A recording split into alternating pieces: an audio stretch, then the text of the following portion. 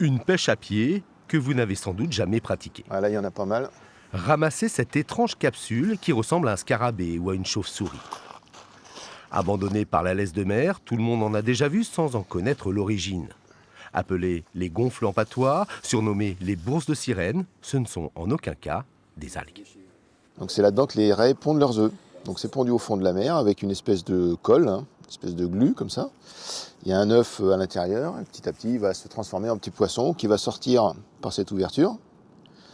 Et puis la capsule finit par se décrocher et arriver sur la plage. Donc c'est là qu'on peut les récolter et les déterminer espèce par espèce, ce qui nous permet d'avoir des renseignements sur la vie des poissons. C'est étonnant et puis c'est rigolo même à fureter sur la plage pour aller en ramasser. Je trouve ça intéressant. Puis c'est intéressant de se dire que c'est des capsules d'œufs de raies, donc il y a des raies qu'on ne voit pas qui sont sous l'eau. Mais plusieurs espèces de raies sont en danger et donc protégées. On en compte 8 sur nos côtes, notamment les raies brunettes, fleuries ou roussettes. Un programme national de collecte de capsules a donc été lancé il y a 10 ans. 750 000 ont été recueillis, dont un tiers sur la seule île d'Oléron. Objectif, mieux comprendre la reproduction. Car là encore, la nature nous dévoile ses extraordinaires capacités. Voici l'embryon d'une raie brunette en captivité. La femelle donc, va émettre ces capsules qui sont des œufs.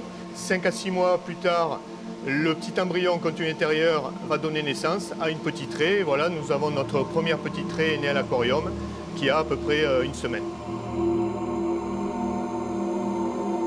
L'enjeu est primordial pour la biodiversité sous-marine, récolter des données biologiques et les analyser pour tenter de découvrir les sites de reproduction de pontes et de nurseries.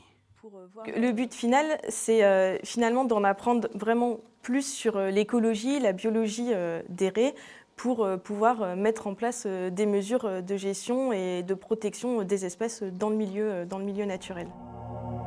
Les raies font partie de l'ordre des sélaciens, les poissons cartilagineux, tout comme les requins.